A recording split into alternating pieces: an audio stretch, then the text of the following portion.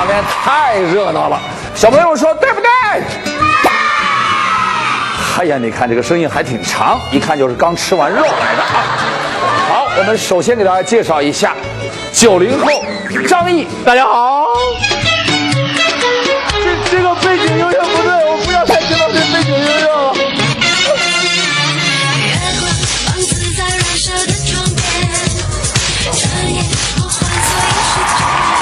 还有我们的刘明老师，大家在叫我付快少啊，在认真我是吧？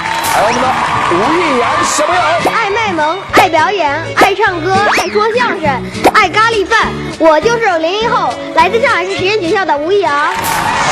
那么我们来看一下呢，今天要聊的话题啊，在我们上海这个地方又发生了什么事儿呢？有请。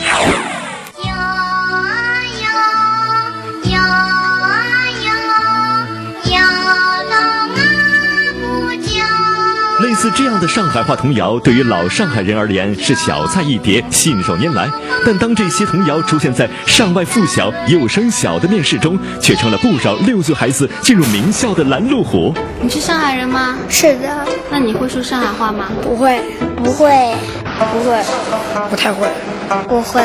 那你能听懂吗？听懂一点点。听得懂一些。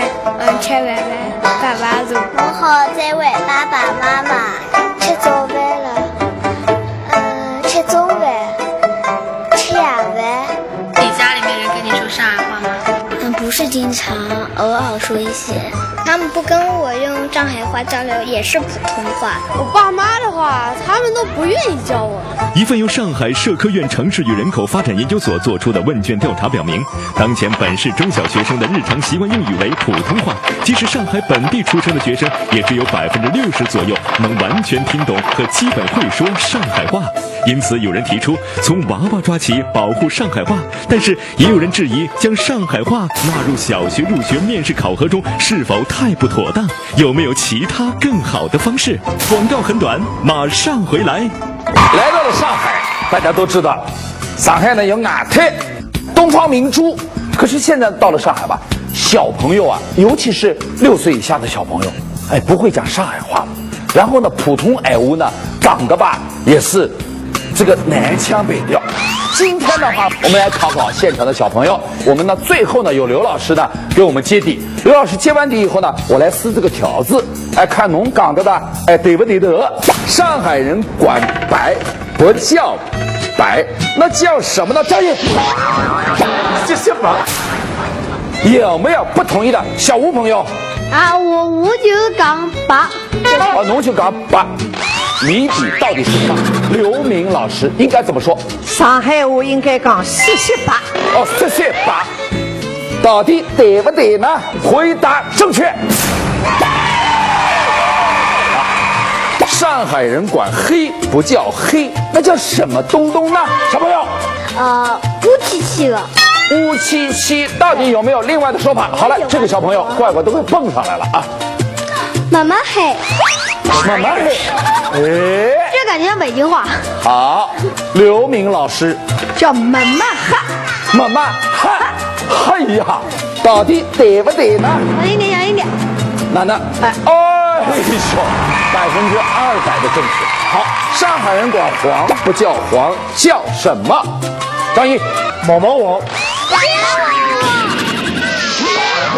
拉拉王还是金王王？应该叫拉拉王。好，上海人叫脸色不叫脸色，叫什么？面孔。我外地人都晓得的，侬不要跟脸头。我们今天的话呢，要跟大家聊什么呢？孩子入学考上海话，侬接受吧？投票开始。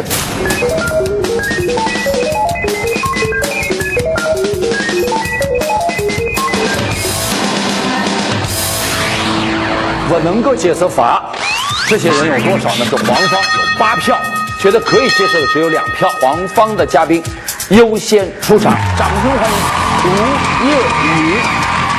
吴业宇，70后上海青年公益门户网站董事长。你跟大家说一下的话，那个理由是什么？我看到现在是辣辣网啊，老网说明大家很支持我的观点。我鼓励我们上海人多讲上海话，但是我坚决反对用考试这样一种强制性的方式，来推广我们的上海话。好，只能让孩子更加厌恶，而不是让孩子更感兴趣。好，谢谢，有请。好，觉得可以支持的他是谁呢？律师黄荣南。黄荣南7年后律师。这个黄荣南的话，为什么觉得考试这样的形式的话，对小孩子记忆上海话特别重要？我觉得大家是误解了啊，他考的是孩子的模仿能力，所以这个考试是非常公平而且非常有特色的，我要好好在这里顶他一下。好嘞，谢谢，有请。好，吴先生，我们现在在讨论讲上海话，大家有没有想过什么才是上海话？除了上海市区我们现在讲的话以外，我们还有崇明话、川沙话、南汇话、嘉定话、金山话，这些难道不是上海话吗？如果要用一种考试的方式来讲上海话，那就麻烦了。以后崇明岛上的孩子不仅要讲上海的市区话，你是不是还要考崇明话呢？我觉得太不合理了。从我律师的角度来说，这是公平，教育局是不允许在小学招生的时候进行考试的。对，他们呢是做了一个游戏，是做了一个活动。像我女儿呢也参加了一次小学的活动。她做什么考试呢？知道你所有的家长都会培养自己的孩子啊说英语的，但是你如果条件好一点的家长呢，也许让孩子去上个英语班，那不对其他孩子不公平了吗？所以这些学校呢都考一些你不会说的语言。比如说我的孩子在参加活动时，他考什么？他考他日语，他说一句日语，让孩子跟着他说日语。他然后说，小朋友，我们现在坐飞机到德国去了，又考了一段德语。上海话为什么变得和日语和德语一样了呢？这是上海家庭的悲哀，因为现在上海家庭里面啊，上海小朋友说这个上海话贼落不灵光啊！我有一天女儿啊，我跟她说，我说你知道月食是怎么回事吗？啊，她很认真的告诉我，她说爸爸，月食就是月亮被太阳扎特了。我当时一听这个汗就下来了，猪特了，晓得吧？上海话就把挡住了，叫猪特了，这是遮住的意思。但是他呢把普通话的音和上海话的音放在一起，就是月亮被太阳扎特了。扎特了，哎呀！所以我当时一听，我就觉得我培养出来一个什么孩子？对呀，但是能不能别因为这个进不去呢？绝对不会，因为实际上小孩去呢，他主要考的是孩子的那种模仿能力。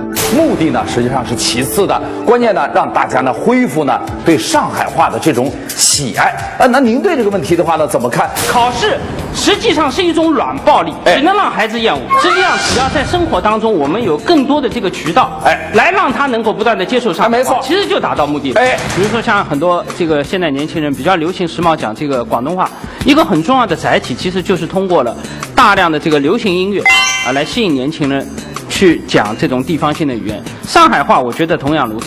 如果一味的通过教育的手段，通过一种强制性的方式让他来讲这个上海话，这就像我们现在很多这个教育当中拼命让大家这个学外语考外语，但真正最后呢能够讲外语的人是很少的，哑巴外语还是占了很大的主流。咱们这位吴老师呢说的是不错，但问题是呢，今天我刚才说了，这不是个考试，是一个活动。活动的目的是引起孩子的重视，也是引起家长的重视。刚才您说咱们这个广东话，它是通过粤语歌曲来传播的。我到广东去出差，或者我到四川去出差，我发现一个现象，那些到当地去，对吧？它都有个叫粤语台，或者呢四川台，你去看很多节目啊，它都是用四川话做的。但你现在很可悲，你回到上海以后，没有一个沪语台。很多节目，今天我们在讨论沪语，但我们说的都是普通话。所以你刚才有个非常良好的愿望，就是希望润物细无声，让我们的孩子学会说上海话。但是我们的传媒也好，我们的文艺载体也好，我们的家庭环境也好，就没有创造这么一个环境。上海虽然没有专门的沪语频道，但是很多本地节目已经在用沪语播出，如大家熟知的老牌沪语广播节目《阿富根》，已伴随上海听众整整50多年。我是叶静，我是小丽，欢迎收听代替杀敌阿富根。上海电视台新闻房节目也于6月23日首次尝试用沪语播出新闻，颇受观众欢迎。大声所有观众朋友大家好，我是新闻房节目主持人王。我觉得现在人家小学生不爱上海话是老有必要的，为啥呢？伊这个上海，伊晓得个上海个地方特色，上海母语特有的传情达意个方式，也老微妙的。我只要不考试，让伊拉自家平常学，对吧？我想拨伊拉种语言环境，让伊拉讲啊，不要老是好像阿拉读书辰光，一讲上海话老师要批评，对不对？现在是讲上海话要表扬，也希望让更多的小朋友能讲比较好，或者至少能听得懂比较正宗的上海话。而上海黄浦区鲁湾一中心小学也举办了名为《上海味道》的展览，通过让小朋友感受老上海文化来影响孩子们说上海话。展览的一些内容都是老师发动的学生从家里面把以前的老照片呐、以前用过的东西啊，把它重新给它整理出来。我们现在上海的教育界一些老师，他们对于上海方言的保护，他们是很积极的。在这个文化里面，我们特意有一个板块叫上海闲话板块，就是向学生介绍上海的这个语言文化，包括上海话的一些正确的发音，请了学校的老师呢到录音棚专门录音，把它做成了触摸屏的课件，还有包括上海的童谣，供学生们在参观展览的时候使用。节目现场，黄荣南请出的当事人又将带给大家怎样的沪语学习新方法呢？大声说，正在发生。老惭愧了，我们今天是70后，但我们70后上海话说的不好。但这个接力棒呢，今天我要告诉大家，在一个90后的小美女手里被传承了下去。现在有请这位90后的姑娘，掌声欢迎 ，Welcome！ 夏雅婷，90后上海沪语角创始人。2011年开始创办沪语角，自创了一套让小朋友快速学会上海话的新方法，并现场演示上海话正字，证明上海话进课堂没问题。英语角大家都司空见惯，但为什么会在上海成立一个沪语角？当时是因为上海某高中的一个女生因为上课讲了上海话而受到责罚，还要求写检讨。所以说我们上海人觉得很心寒呐。所以就想出于我们对上海话的一种热情，对上海的热爱，所以我们就要创立一个社团，在人民公园的一个小的荷花池旁举办的第一次活动，然后基本上都是路人过来，然后看一下。表示出兴趣的基本上都是一些老年人，他们路过会说：“哎，是的呀，现在兄弟才不在讲上海话了。”然后路过的还有外国人，他们会对我们这种特别的一种文化的一种现象非常感兴趣。哦，这个非常好，哎，能推广英语角，为什么不能推广沪语角？对吧？那你们呢？这个关于特色方面的话呢，都有什么具体的措施？我们那时候有一块黑板，黑板上面会有一些写上海话的一些正字。大家都说上海话没有一个标准，你怎么学？但其实上海话是有标准的，上海话是有正字正音的。如果可以在课堂中融入的话，会让学生觉得他们学习沪语也是一种责任。我来给大家展示一下。来，这些都是一些生活中非常常用的一些话语。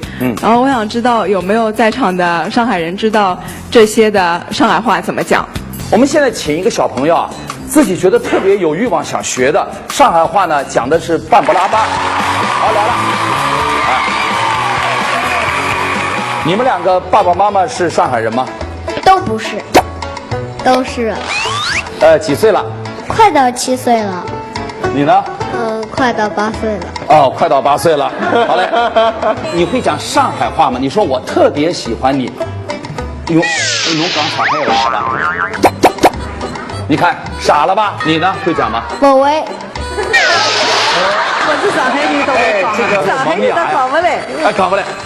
那么是呢，也讲对了啊。所以呢，小朋友们想不想好好学上海话？想。为了什么？请回答。为了做上海人。你呢？为了将来有一日，对谁说上海话？对谁？我老妈。老师，课堂里的就归你了。你说好吗？这句话上海话怎么说？怎么说？谁提醒我？告诉你啊，晚上睡觉尿炕。第二句非常很多。我只会说第二个。好，第二个说呀。老堵。很大。好，第三个不要。没有。哦哟，可以啊！这是日语吗？他明显是聪明一代的。还可以。接下来玩耍。 1、2、3，不会，下一个。最后一个，好的。好的怎么讲？好啊，最后一个最简单。好，怎么样？现在考试多少分？这个2个对了。好嘞，那么40分的话呢，我们看看通过老师教完了以后啊，它会有什么样一个明显的变化？你说吧。第2句，你说好吗？侬讲好吧？来，你们2个，侬讲好吧？侬讲是吧？侬讲好吧？哎，好，不错。非常很多，就说今朝的观众交关多，交关多。来。交关多。今朝观众交关多。然后第3个不要不要会的玩耍。今朝来去白相好吧？白相。然后第2个好啊。好啊。其实小孩的语言记住能力是很强的，他说一句他都会记得。但其实上海话还有正字，我们可以。什么叫正字？正字就是说，比如你说好吗？用上海话写出来是完全不一样的。所以我不知道有没有在场的哪位观众会写。好，来，小张。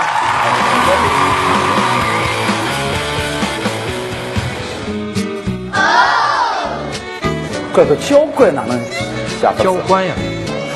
交怪吧。哎，教怪啊，教怪多。哎呦，好，不像好像。不像，好鹅，鹅，好鹅。然后我们看一下那个第一个说侬讲好吧，他说也是对的，侬讲好吧。然后交关度就出特了，应该是交关。交关。关大关。交关多。好。然后表是对啊，白相是对啊，然后好啊不是啊，应该是个1个2个的个。好。老师，搿么我先及格了吧？侬勉强及格了。谢谢老师啊，不用谢。好，那么刚才呢，我们通过这个叫正字。正字对的。这个我们来看看呢，小朋友们啊，现在在老师的不回答的情况下，我们给他点一下。第1个。侬讲好吧？第2个。交关多。第3个。第3个。不要。好。第4个。不想。第5个。好。奇迹就是这么发生的。好，再见。那么我们作为张毅啊，还有刘老师啊，还有吴同学的话呢，对这样一轮呢，我们从一个粗浅的，最后呢，学生就很快就掌握了。对于这样的一个东西的话呢，自己的看法是什么？我一开始觉得搿考试没必要，但是听到黄律师、王律师讲，搿伊其实勿是考试，就是讲大家做个游戏。我觉得搿是蛮好的。我觉得并不是讲一定要去遏制它，把它推广出去都是好的。像我以前学校里读书从小学、中学到高中到大学，上课的老师侪讲上海话坐在下面的学生也有其他地方人，有绍兴人宁波人无锡人，全部都听得懂。外地人你也要会得说上海话，你说了不准，不要讲多了啥了，没关系的呀。上海人我叫我，现在的叫我，这也没有关系，我就我了，是吧？那么你只要会说上海话，大家这个感情容易融洽了，是吧？这个比较好呀。小吴同学有什么感觉？我可以问几个问题吗？可以啊。比如说我们说的一些特殊的词儿，我想问一下，用上海话怎么说？比如说叫忐忑。这还把2位老师考住了。来，你上下呀，大同学对吧？大同学，侬考哪呢？然后再来一个词儿。还比如说神马。这厉害了，啥么子呀？神马有啥么子呀？我想说的是，这个语言呢，它算一种文化嘛。一个文化就应该是在不停的变动中的，不一定是我们一定要说老上海的话。如果按照这么说的话，我还得去学文言文呢，对吧？好，那我们来看看呢，后方的同学们和老师们到底投票的结果是什么？有请。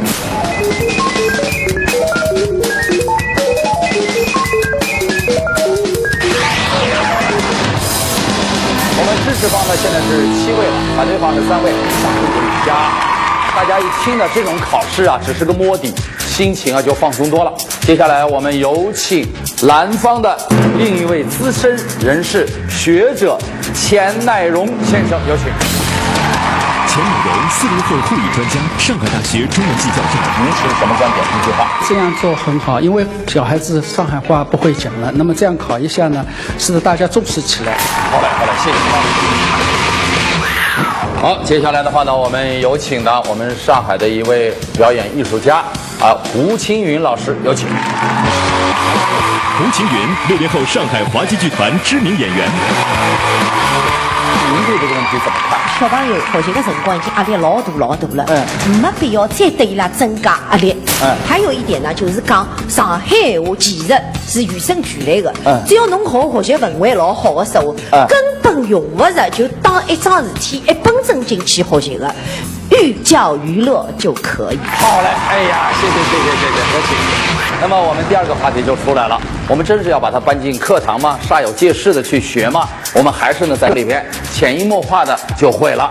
那么关于这个问题的话呢，我们请那个钱老师呢跟我们一起来呢分享一下。本来上海话是个母语，就是跟着母亲讲就可以了，用不到像普通话这样波波摸摸这样学的。但是由于小学里面、幼儿园里面，在90年代初的时候就开始，学校里面不要大家讲上海话了，那么这样呢就造成了从小的学生不讲上海话。我要补充2句嘛，我切身感受，就我们的孩子进幼儿园之前啊，他是会一点点上海话的，一进幼儿园以后啊，这个基本上就像刚才这位老师说的，上课时间不说，他回来之后和小朋友玩，对吧？小朋友说的也是普通话。6、7点钟一开始看那个动画片啊，《喜羊羊和灰太狼》，他也是普通话。所以到他看完这些动画片已经晚上7点钟了，到了9点钟他就睡觉了。所以每天我们和孩子能够交流上海话的时间，真正来说只有1个小时。就胡老师刚才说，我们课堂里不用教啊，家里都能教啊。1个小时和7个小时比，小孩怎么学得会上海话？所以说，这个学校里面，应该在下课的时候，形成一个可以讲方言的条件。这个是很重要的。但是由于那么长的一段时间的这个惯性，如果老师说你们讲吧上海话，仍然是不会讲。对。所以呢，在这样的特定的条件下，要教学生。近日，由上海大学中文系教授钱乃荣编写的首部小学沪语教材《小学生学说上海话》将于7月底出版。教材里有各种上海俗语、童谣、谜语、故事、绕口令，甚至沪剧台词，很符合小学生的阅读口味。这些内容都由钱乃荣翻译成正宗的上海话，并用拼音标注。为了让学生更好地学习，教材还将配 CD。67岁的钱乃荣亲自担任朗读者。大豆，我你家里岁我也大豆。目前已有多所学校有意9月开学后引进课堂。钱乃荣说：“上海方言需要拯救。”那你觉得在儿童这方面的话，挽救上海话它的意义是什么？有许多上海的特有的信息，一定要用上海话来表达，才能够很生动的。为什么这个赵本山的忽悠啊这些词，人家这么感兴趣呢？这为什么这个周立波一讲上海话，而且越是讲到上海话丰富的地方，大家这个笑声就越响。钱老师虽然坐在我们对方，但是呢，我们都是支持要把上海话传承下去的。对，这个观点一点不矛盾。但是呢，任何教育死教育是没有用的，活教育才会深深地扎入孩子的心中。还有呢，就是说，刚才黄老师说了。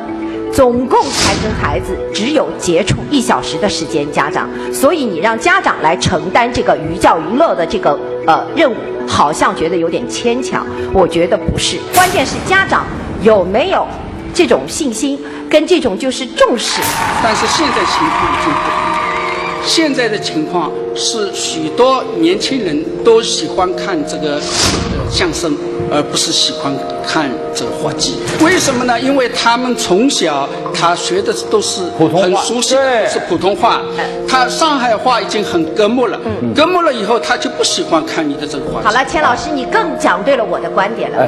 如果相声能改变他，那么我觉得海派清口也好，我们玫瑰金口也好，我们上海话剧也好，上海说唱也好，都能让孩子来改变。不是，首先是要有一个基础的。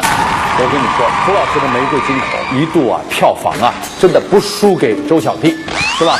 接下来你用2句普通话说完以后再用2句上海话呢给它倒一下，这样的话呢，我们来听听到底这样的话，上海话说出来有味道，还是普通话听着呢更顺一些？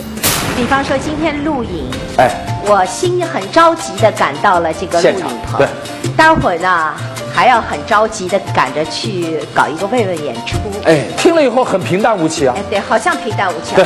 哎呦，我做牛，啊，对，我是真的是心急慌忙，就是觉得嘞，一天时间哦，哒赶到此地录音棚，后么躺的，那么等退休，后还没看清爽呢，就是心急慌忙，又是后事躺的，哒又要赶到别地方去慰问演出。哎呦，我急死他哪敢接吻啦！哎呦，你看看。哎呦，上海的这种温婉的小女子，由于工作的压力，造成了自己的这种一种内心的柔弱的心态，表现的真可以说是淋漓尽致。如果不用上海话，刚才那个普通话等于没说，交流可以，但是表现就缺乏魅力。那么这个钱老师很着急，你方有什么实力给大家？所以我说这个学生学好，首先老师是很重要的。我今天要介绍的一位现代宝贝幼儿园的老师，他们每个星期五有一个上海话日。掌声欢迎。林杰，70后上海现代宝贝幼儿园园长，2006年创办了首家引入上海话的幼儿园，并开办海派文化特色课程，将每周的星期五定为沪语日。自己当时为什么要做这项工作？好像跟自己的亲身经历有关系。作为一个失败的母亲我的儿子今年14岁了，他上海话不会说。那我们夫妻2个人又都是上海人。哎，当我在他7岁的时候，我突然发现，怎么我的儿子不会说上海？我们一开始以为是他不想说，或者说他没有机会说。他听得懂吗？他说他听得懂，但事实上我觉得他不是完全听得懂。听一半说全都不会。对，有一次也就是在马上要进行的暑假当中对，那么我跟我先生呢在讨论今年的世界杯的事情，然后我的儿子呢就突然从房间里跑出来，很激动地跟我说：“妈妈，为什么这个暑假还要让我们去报暑假班？”什么暑假班了？对，加班2只调头不一样。对，但是对他们来说，他们是听不太懂的。我觉得，因为他们是不会说上海话的。哎呦，最后买黄连素，最后把巴豆买回来了啊！那后来呢，我就去他的同学中也了解这个情况，非常非常的惊讶。当时他已经进入小学了，他的同学大概有60%-70%是不会说上海话。哇！而且这样的比例呢，更高的发生在父母亲自己养育孩子的家庭中。我带来了一段音频。我的儿子在他7岁时候已经重视上海话的传承的时候，他到14岁，他现在的上海话说到什么程度？老房子里真闹忙天津不多人不少，敲房子大单事，难办也好斗点事，照片机里也不多，稻米稻菜架山河，二楼太阳好，阿公种花晒太阳。那么自己的儿子呢，确实到了14岁再学的话，跟4岁学确实不一样。那么这个首家以上海话为特色的这样的一个幼儿园创办了6年，你都有一些什么样的课程啊，能让孩子在一个迅速的这样的一个学习上海日里边能够掌握上海话？我们在具体做的时候呢，我们就有一个海上生活新起点计划，它通过一个10就是10个系列的景点，20是上海人喜欢过的中外节日，30是上海人喜欢吃的美食，都用上海话说。对，40呢是孩子们要玩的民间游戏，好，50就是50首沪语童谣，好，60就是60句要会的上海对话。今天我们小朋友给大家带来一个很经典的沪语童谣那么哪能了？那现在开始。大家好，落雨了，当阳了，小白鸭子开会了，开啥会？故事会，侬讲你讲，大家讲，当第五，喂，侬姓啥？我姓王，3个王，草的王，3个草，青草，3个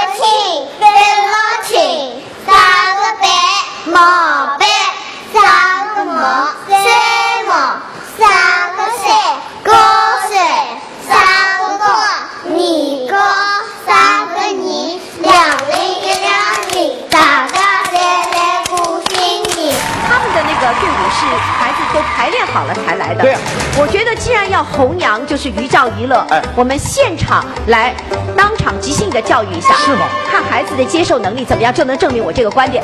好，阿姨出题目了啊，就是前一阶段你们不是考试吗？完了，在考试这个压力这么大的情况下，肯定很向往考完试以后大人带着你们出去玩啊。你们想玩一点什么？怎么样向往的？就用上海话最生动的讲出来，好吧？我想去美国迪士尼白相。迪士尼有啥么子？就是讲你那噶吸引侬，哪能吸引侬法子？迪士尼有许多好白相啊，许多已经不对了。喏，交交关关要讲了马上。哎呀，迪士尼里向有得交交关关，交交关关啥么子啊？迪士尼里向有交交关关白相么子，侪老刺激，老刺激的对吧？里向主要是啥么子？主题啥？米老鼠呀。哎，搿么米老鼠嘛，上海话侬也要讲个呀，对吧？我来试。来，小吴来，哎，小吴来。我呢？考试啊，哎，差1个星期不到，1周不到，1个礼拜不到，哎，所以呢，我现在啊没辰光去想跟去具体的哪能不是，哎呦，但是我呢老想去这个西藏的，因为西藏，因为搿个地方啊山老高的，搿个地方我的啊一望无际嘛，一望无际。别再说了，他可怜，他其实是讲上海话的时候是用在翻译普通话，跟英语的想法是一样的。对呀，家长刚刚最后一个，如果讲不好，阿拉说明问题真的是出来。这个，哎，上海话呢，我讲起来有点老难为情的，因为我呢是本地人，本地人呢有搿些生活辣盖搿个带有上海口音的搿个地方，所以呢，我觉着侬讲上海话最重要的是，最重要的呢是一个氛围，搿只环境，有搿只环境呢，侬才能学得好。否则话，侬个语音语调到最后还是会跟我谢谢了，老师啊，已经没办法用上海话去表达了搿个辰光。对，好老师，我也觉着啊，侬也应该好好教好闲话，再打老上。胡老师，你这方的话光说不行，接下来的话还有什么一些实质性的问题？当事人给我们请一个。好，现在我就请出我的当事人，我们上海说唱的代表黄永生老师和他的关门弟子，掌声有请。黄永生3年后上海说唱创始人，著名表演艺术家连斌瑶，说唱名家黄永生的关门弟子，从小跟广播学上海说唱，5岁拜师名家黄永生，不到7岁就被称为上海说唱小神童。师徒2人将以精彩的表演证明上海话保护无需进课堂，寓教于乐更重要。今天很高兴的把您请到了现场。那自我介绍一下，上海说唱的目前的状况是什么样？所以大家上呢，随着年代的进展，哎，哪能了？搞了15年了，哎，现在的观众呢，来参加的人呢，从30几岁，哎，现在都是50、60岁。哦，这个幅度很大。哎，那么小青年呢，来的比较少，比较少。像这个李炳尧呢，也是阿拉大家唱的辰光呢，伊来参加阿拉活动。哦，伊头一趟唱了金陵特，哎，那么我当伊是上海人，哎，结果不是的，伊啥地方像人？广东人。啊，广东人啊，还没搞错啦，小朋友啊，哎呀，你而家係邊度啊？你講啊吧。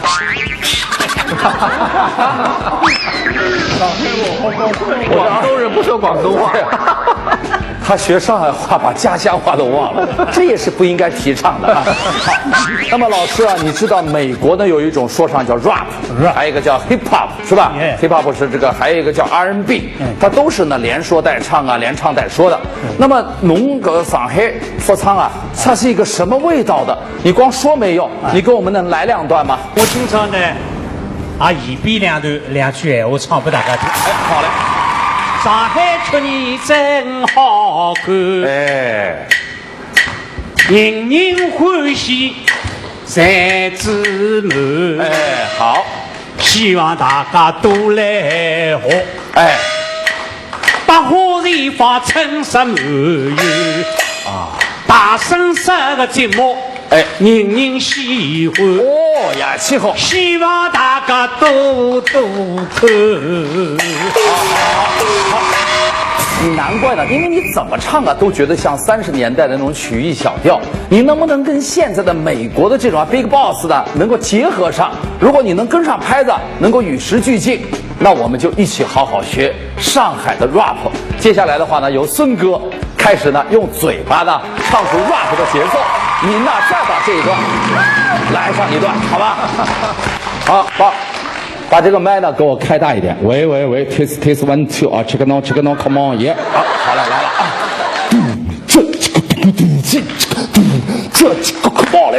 面对主持人孙国庆突如其来的改编要求，说唱名家黄永生将如何接招？大声说，下一节您将看到上海说唱小神童连冰瑶现场表演难度极高的金陵塔，全场观众无不连连叫绝。五子骑路子，无法吃个不好，八个吃个不好，是明毛了个点点五子跳五子个吃好路子，吃好就为肚子个带路子，肚子跳路子，五子骑路子，欲当金陵。在前面的节目中，上海说唱创始人黄永生的即兴说唱引来大家阵阵欢呼。大声这个节目，哎，人人喜欢。哦呀，气候，希望大家多多看。但主持人孙国庆临时刁难，希望加入更年轻的元素。黄老师将如何接招？新旧说唱艺术的碰撞马上奉上。好来了啊！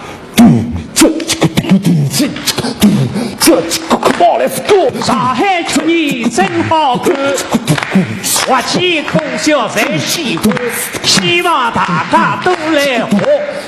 要那上海曲艺 ，Come on， technology show， 哎，这个意思就出来了。哎，这个的话呢，不但有啊我们民间的传统，又有与时俱进的这个迎头赶上。好来，谢谢老师。我们的目的就在于推广上海话，让哪国人来，不但要看到我们的高楼大厦，还要让他会讲，不是您好，而是农好，对吧？那么上海的小朋友不来，广东的小朋友反而来了。哎，这是因为什么？你是用什么方法让他把舌头给捋直的？这个呢有一个原因，因为伊养了上海，所以特别欢喜看王小毛信箱，欢喜听说说唱唱节目，伊一听我唱个金陵的，伊就欢喜了，就一年都要学，一年都要学，伊拉外公呢就教伊哪能唱哪能唱，那么伊欢喜了以后呢，伊就到了大家场来表演，一表演我又看得开始了做，我就拿自家的 VCD 拨伊看，伊不识字还没读书，今年刚刚读1年级。我讲侬要唱人，我晓得伊奶奶，因为伊不识字，没读书，晓得个。结果1个礼拜呢，伊就拿唱人全部到台上唱出来。哦哟，那真的，第2趟我讲侬唱路。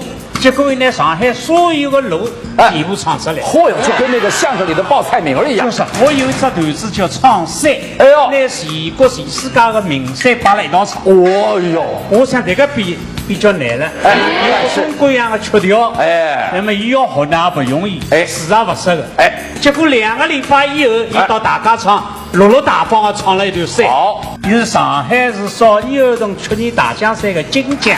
哦哟，掌声鼓励一下！哇！8月份呢，要到全国去参加少年儿童曲艺大赛。哦哟，也唱这个唱山，我们上海也要出个赵本山了。好，那你跟那个钱乃荣老师说说，让他放心，能放心，放心。放心就是讲，侬能够教育好几个人，但是不等于可以教育好大多数这个小人。好了，那小朋友啊，你拿个麦说2句，好吧？你为什么被大家叫成说唱小神童？那不要叫我小神童。咋呢？为什么？因为我现在人还小了，我要跟王老师好好教我上海说唱。哎呦，那你为什么喜欢上海说唱？因为上海说唱是上海的特产，是上海的味道，有的绕口令啊，有各种各样的方言。好，现在侬呢，学一段，学一段 rap 绕口令。好嘞，我讲，侬讲一遍。好，来。墙上一堵墙，羊家一只羊，强家倒退都像杨家阿杀出杨，到底是强家的强，阿杀是杨家的杨，或者杨家杨上台之强家一堵墙。来，强家堵墙，杨家这样，强家倒退堵墙，杨家细退这样。强家刚是杨家这样，上台之强家堵墙，杨家刚是强家堵墙，阿杀是杨家这样，到底是强家堵墙，阿杀是杨家这样，还是杨家这样，上台之强家堵墙？哦呦，辛苦你了！哎呀，哎，任明阳怎么样？你现在的话呢，觉得在学校里边的话，这个上海话推广起来容易吗？我觉得进了学堂里是没用上的，因为我每个礼拜四学堂里天天来教小朋友讲上海话，有种想学，但是学不像。哎，为什么？学不好，因为伊拉从小不讲上海话。哎。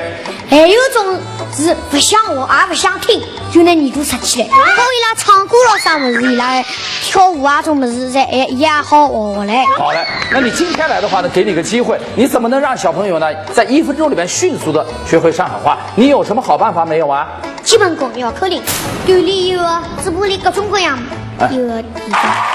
开始。墙上一米鼓，鼓浪舞老虎，考过八十虎，过过老虎舞。隔壁是我夸的。您一句一句来，好吧？慢一点啊！1、2、3，走。墙上一米鼓，对。鼓浪舞老虎，考过八十虎，古朴老虎舞，古朴老虎舞。这个老师还是应验了我这句话，就是说，如果一旦是跟娱乐结合起来了，孩子学的特别快。对呀，接下来的话呢，请小朋友给我们来一段说唱《精灵》。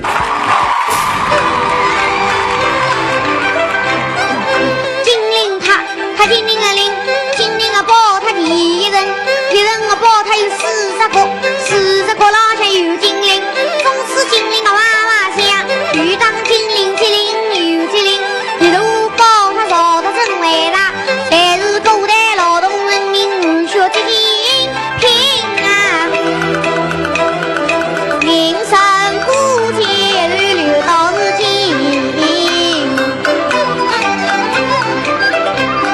天浪起来行，水浪起责任，向浪起肯定，台浪起再等，无力去怪病。哦哟，天浪无影做么？天浪起来行，好许。管他是浪起责任，滴答把他两浪起肯定，破死他台浪起再等，叽叽呱呱大山无力去怪病，平等定应心，心应平等定，等心应平定那个心应平等平等，心应平定心应平等定，定心等于病，遇当精灵精灵有精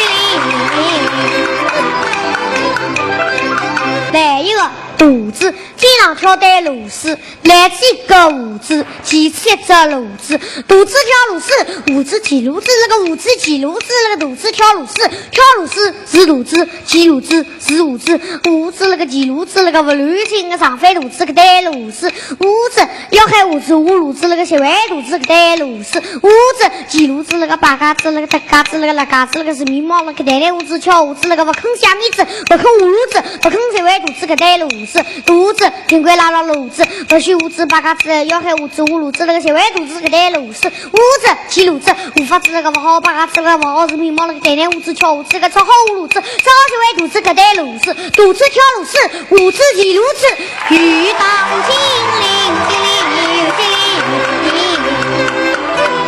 啥子？唱西老兵鼓。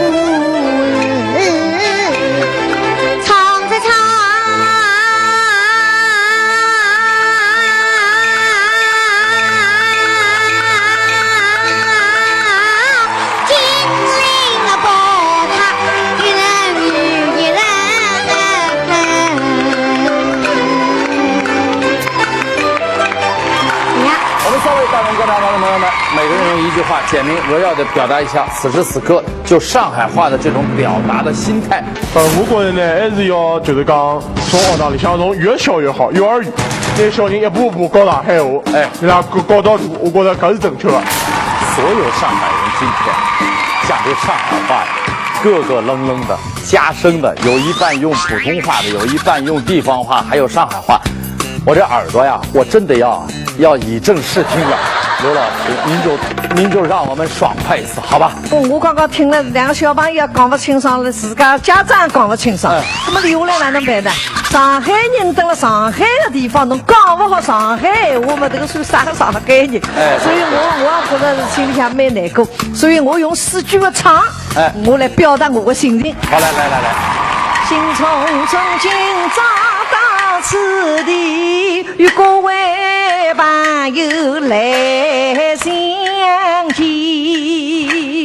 为港防疫很重要，能走遍世界与各地。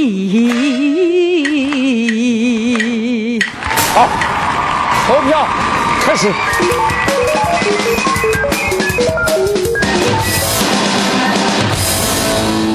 虽然上海话是否要进课堂目前还无定论，但是让上海的孩子们多说、爱说，说好上海话，则是我们双方嘉宾共同的愿望。